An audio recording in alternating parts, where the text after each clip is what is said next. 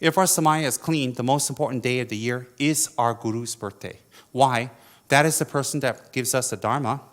So when that person gives us the Dharma, it is worth more than all the statues and all the living Buddhas in the world because they didn't give us Dharma. Why is that so important? Because when we receive the Dharma, it changes our life. It changes our death. It changes our future birth. And it changes the dynamics of our relationship with other people. So this all comes about from the Dharma. This all comes about from someone who took the time to compassionately speak the Dharma, who compassionately raised funds to create a Dharma institution, a Dharma center, a Dharma people, Dharma facilities for all of us to get Dharma. This all rises from our teacher, from our Guru.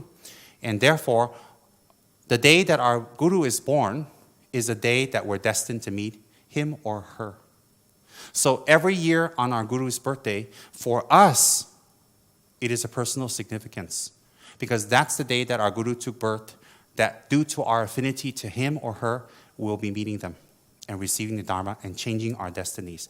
And perhaps some of us have met our teachers in previous lives. So therefore, the celebration of our Guru's birthday is the most important event of the year for purification. And I'll explain more, and I'll tell you why, so it doesn't become something like, why?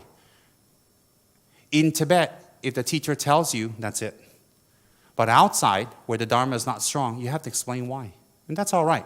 That's no problem. So I'll explain Tsongkhapa's birthday, Kuan Yin's birthday, Shakyamuni's birthday, and/or our Guru's birthday. Depends. Okay?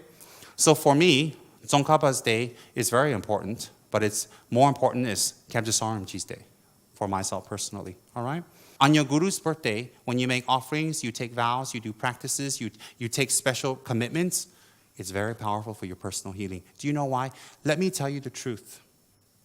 Let me tell you the truth. And I don't mean it towards me, okay? Your personal Guru, who you have a good relationship's birthday, is even more sacred than Tsongkhapa's birthday.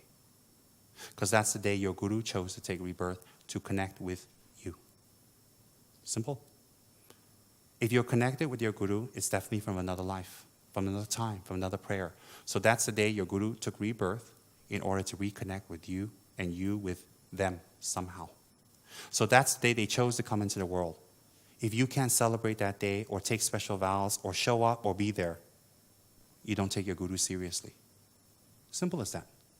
In the monasteries, our Guru's birthdays is a big event.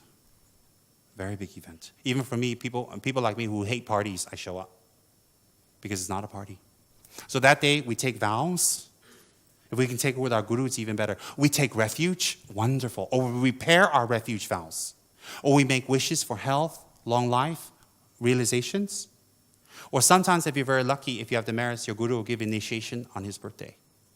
Oh, very profound. Or give bodhisattva vows. On that day, you should create statues or create tattas. On that day, you should do more prostrations. On that day, all secular activity, you should stop.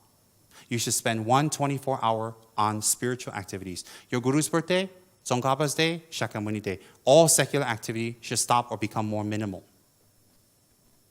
If your Guru's birthday or Tsongkhapa's day falls on Sunday, very easy, right? If it's on a Wednesday, well, you got to make do. You got to work 8-9 hours and go do your spiritual thing. It's the best you can do. That's the most important. Why? That is a day that they chose to benefit you. So why wouldn't you celebrate? Example, Tsongkhapa's day is coming up very soon. It's a very big event in Ganden. Do you know Ganden, the high lamas, even the old lamas with walking sticks will come out and go to the temple to make prayers and light butter lamps. Even the old ones, like 81 years old, they come. When you see them walk to the temple, your tears flow down your face. Do you know why? They spent their whole life benefiting others.